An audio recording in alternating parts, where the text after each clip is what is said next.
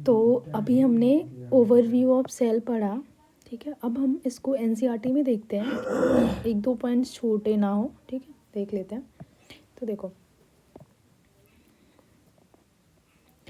You have earlier observe cells in an onion peel, ठीक है, and और human चिक सेल्स अंडर द माइक्रोस्कोप, ठीक है।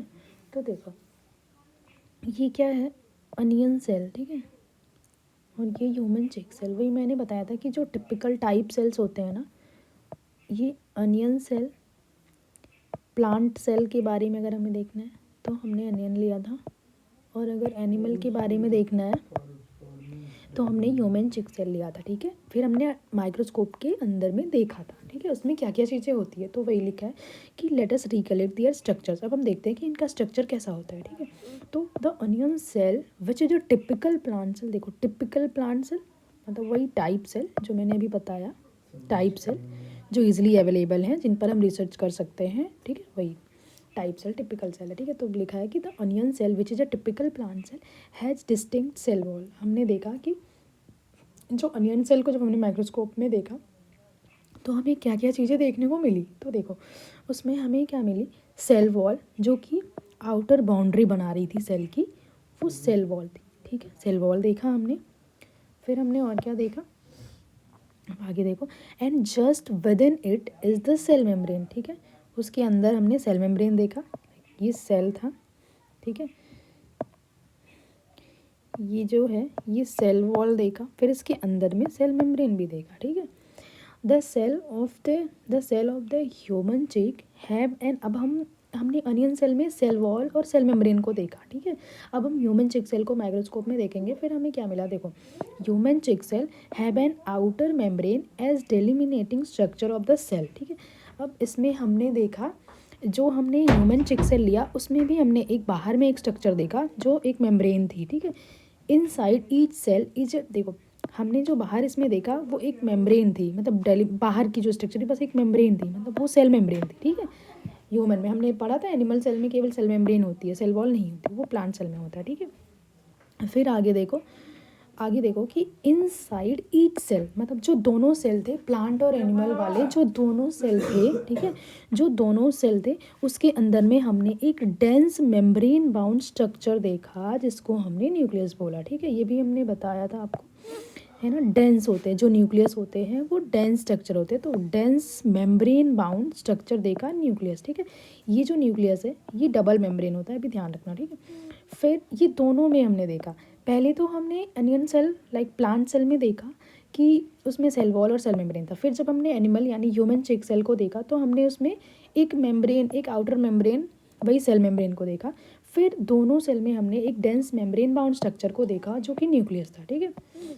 अब आगे देखते हैं, this nucleus contains the chromosome. ये जो न्यूक्लियस था ये इसमें ना क्रोमोजोम्स होता है, क्रोमोजोम्स होते हैं, ठीक है, which in turn contain the genetic material DNA. और ये जो क्रोमोजोम है ना इसी के ऊपर डीएनए लगे होते हैं। देखो, मैंने स्ट्रक्चर में बताया था आपको, बट देखो ये सेल है, ठीक है, इसमें हमने क्या क्या देखा, ये हमने नॉर्मल, मैंने एक सेल बनाया, ठीक है, प्लांट और एनिमल ऐसे अलग अलग नहीं, एक नॉर्मल सेल ले लो।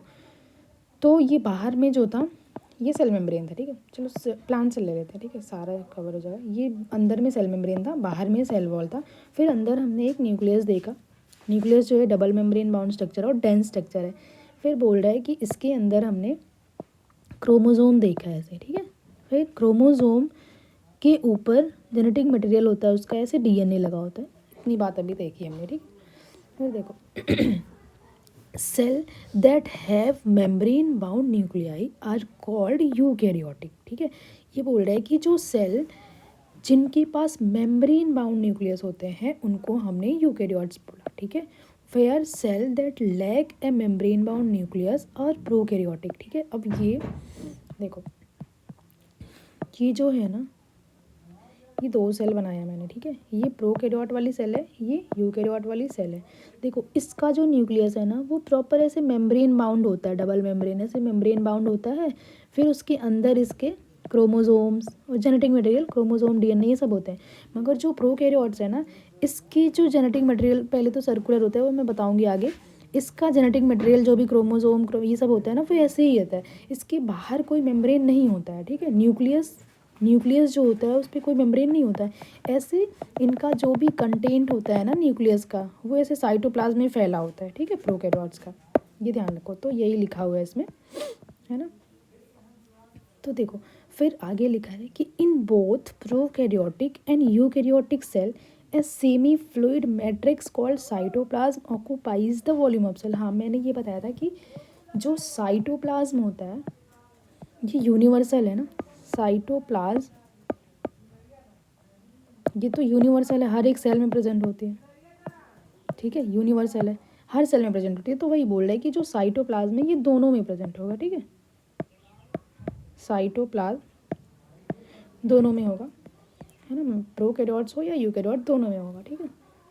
और ये सेमी फ्लूइड मैट्रिक्स होता है, सेमी फ्लूइड मतलब पूरा फ्लूइड नहीं होता, सेमी फ्लूइड होता है। अब सेमी फ्लूइड क्यों बोला, देखो इसका भी एक रीज़न है।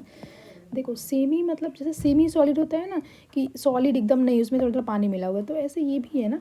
देखो ये सेल है, ये न्यूक्लियस है, तो ना इसमें ये पूरा पानी ही भरा हुआ है, बट इसको सेमी फ्लूइड क्यों बोला, क्योंकि इसमें बहुत सारे ऑर्गेनेली ऐसे तैर रहे होते हैं ना, ठीक है, बहुत सारे organelle like mitochondria, lysosomes, Golgi body, ये सारे इसमें रहते हैं, तो इसलिए इसको सेमी फ्लूइड बोला, ठीक है, ना ध्यान रखो। फिर आगे देखो, the cytoplasm is the main arena of cellular activities in both plant and animal cell. ये भी मैंने बताया था कि जो साइटोप्लाज्म है ना, उसी में जो प्लांट्स जो सेल्स होते हैं ना, उनकी सारी एक्टिविटीज़, जो भी सारे रिएक्शंस होते हैं, मेटाबॉलिक रिएक्शंस होते हैं, ठीक है,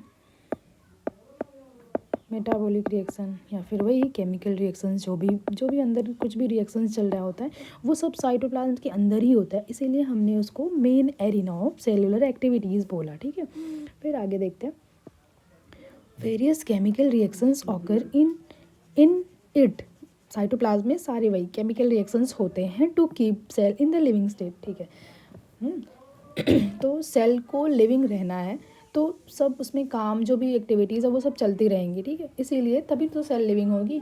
तो ये बोल रहा है कि जो साइटोप्लाज्म है उसको main arena of cellular activities बोला, क्योंकि सारी केमिकल रिएक्शंस उसमें चलते हैं ताकि ये सेल लिविंग स्टेट में रह सके, ठीक है, इतना देख लिया। अब आगे देखते हैं, besides the nucleus the nucleus के अलावा जो यूकैरियोटिक सेल होते हैं, जो यूकैरियोटिक सेल्स होते हैं, ठीक है, न्यूक्लियस के अलावा जो यूकैरियोटिक सेल्स होते हैं उनमें ना और मेम्ब्रेन बाउंड डिस्टिंक्ट कुछ और मेम्ब्रेन बाउंड स्ट्रक्चर होते हैं, जिनको हमने ऑर्गेनेली बोला, ठीक है, जिनको हमने ऑर्गेनेली बोला। अब वो कौन कौन से होते हैं, देखो न्यूक्लियस तो मेम्ब्रेन बाउंड है ही, अब इसके अलावा इसमें कौन कौन से और ऑर्गेनली प्रेजेंट होते हैं, तो वो देखते हैं हम।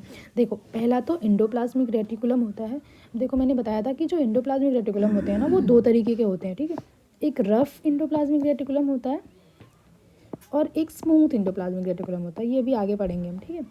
फिर पहला तो ये हो गया, दूसरा गोल्जी कॉम्प्लेक्स, तीसरा लाइसोसोम्स, चौथा माइटोकॉन्ड्रिया, फिर माइक्रोबॉडीज़ होती है और वैक्यूल्स होता है, ठीक है। अभी हम डिटेल्स में एक एक के बारे में पढ़ेंगे, अभी इतना ध्यान रखो। तो देखो मेम्ब्रेन बाउंड ऑर्गेनेली क्या क्या हो गए, पहला तो न्यूक्लियस था, फिर एंडोप्लाज्मिक रेटिकुलम हो गया, गोल्जी कॉम्प्लेक्स हो गया, लाइसोसोम्स हो गया, माइटोकॉन्ड्रिया, माइक्रोबॉडीज़ और वैक्यूल्स, ये सारे, ठीक है।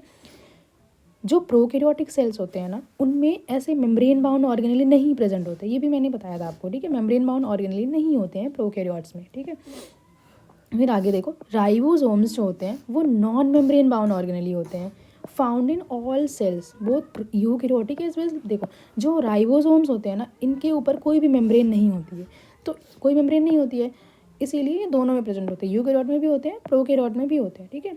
Within the cell ribosomes जो होता है फाउंड नॉट ओनली, देखो राइबोसोम वैसे जनरली तो वो साइटोप्लाज्म में होता है, बट ये केवल साइटोप्लाज्म में नहीं रहता है, बाकी और भी ऑर्गेनेलिज्म में रहता है। कौन कौन से होते हैं, देखो 2 ऑर्गेनेली होते हैं, क्लोरोप्लास्ट, प्लांट में क्लोरोप्लास्ट में होता है राइबोसोम, और माइटोकॉन्ड्रिया में, ठीक है, प्लांट में क्लोरोप्लास्ट में होता है, एंड माइटोकॉन्ड्रिया एंड रफ, अच्छा ठीक है। तो देखो ये जो राइबोसोम्स होता है ये साइटोप्लाज्म में होता है, क्लोरोप्लास्ट में होता है, माइटोकॉन्ड्रिया में होता है और रफ एंडोप्लाज्मिक रेटिकुलम पे होता है, ये 4 जगह राइबोसोम प्रेजेंट होता है, ठीक है, ये भी मैंने बताया था। फिर देखो animal cells contain and other non membrane bound organelle called centrosome. जो एनिमल सेल यूकैरियोट्स के अंदर जो एनिमल सेल आते हैं उनमें ना एक और नॉन मेम्ब्रेन बाउंड स्ट्रक्चर होता है जो कि सेंट्रोजोम होता है, या फिर इसी को सेंट्रियोल बोलते हैं, ठीक है, इसी को हम सेंट्रियोल बोलते हैं, ठीक है, इसी को सेंट्रियोल बोलते हैं। इसका काम क्या होता है, ये ना सेल जब डिवाइड करती है तो उसमें हेल्प करता है, ठीक है। ये जब हम चैप्टर सेल डिवीजन पढ़ेंगे तो उसमें अच्छे से देखेंगे, ठीक है। तो अभी हमने क्या क्या देखा, देखो इस पैराग्राफ में क्या क्या था, तो इसमें ना ओवरव्यू सेल में क्या क्या चीज़ें होती है वो सारी चीज़ें हमने देखी। जैसे देखो सबसे पहले हमने, अगर हमने प्लांट सेल के लिए देखा तो हमने अनियन सेल लिया, एनिमल सेल के लिए देखा तो हमने ह्यूमन चिक सेल लिया, ठीक है। तो जब हमने दोनों को देखा, ठीक है, जब हमने अनियन सेल को देखा तो हमें क्या मिला, हमें सेल वॉल मिला और सेल मेम्ब्रेन मिला, ठीक है। फिर हमने जब ह्यूमन सेल को देखा तो हमें केवल सेल मेम्ब्रेन मिली थी, ठीक है। फिर दोनों में कॉमन चीज़ें क्या क्या मिली, दोनों में देखो पहले तो डेंस स्ट्रक्चर था, डेंस मेम्ब्रेन बाउंड, जिसको न्यूक्लियस बोला, न्यूक्लियस था, ठीक है। फिर न्यूक्लियस के अंदर क्रोमोसोम और डीएनए था, है ना। उसके बाद क्या हुआ, उसके बाद हमने देखा कि जो, हाँ, मेम्ब्रेन बाउंड जो न्यूक्लियाई है, ठीक है, वो यूकैरियोट, देखो यूकैरियोट में मेम्ब्रेन बाउंड न्यूक्लियाई होते हैं और प्रोकैरियोट में नहीं, मेम्ब्रेन बाउंड न्यूक्लियाई नहीं होते हैं प्रोकैरियोट्स में, ये भी हमने देखा, ठीक है। फिर जो अब देखो दोनों में साइटोप्लाज्म तो दोनों में ही प्रेजेंट होंगे, है ना, प्रोकैरियोट हो या यूकैरियोट, साइटोप्लाज्म दोनों में ही प्रेजेंट होंगे, ठीक है। और साइटोप्लाज्म को हमने main arena of cellular activities बोला क्योंकि सारे काम यहीं पर हो रहे हैं, ठीक है। फिर देखो न्यूक्लियस, जो मेम्ब्रेन बाउंड ऑर्गेनली न्यूक्लियस है यूकैरियोट्स में, इसके अलावा यूकैरियोट्स में और कौन कौन से ऑर्गेनली होते हैं, तो ये endoplasmic reticulum, Golgi complex, lysosome, mitochondria, microbodies, ये सारे हैं, ठीक है। फिर जो राइबोसोम है ये नॉन मेम्ब्रेन बाउंड ऑर्गेनली है, ये दोनों में प्रेजेंट होता है, प्रोकैरियोट्स और यूकैरियोट्स दोनों में प्रेजेंट होता है, ठीक है। और जो राइबोसोम्स होता है ये साइटोप्लाज्म में भी होता है और बाकी 3 में और होता है, क्लोरोप्लास्ट, माइटोकॉन्ड्रिया और रफ एंडोप्लाज्मिक रेटिकुलम, ठीक है। फिर एनिमल सेल में एक और नॉन मेम्ब्रेन बाउंड ऑर्गेनली होता है जिसको हमने सेंट्रोसोम बोला, ठीक है। ये क्या करता है, सेल डिवीजन में हेल्प करता है। तो ठीक है, अब अगला जो टॉपिक है उसको हम नेक्स्ट लेक्चर में देखेंगे, ठीक है। Thank you.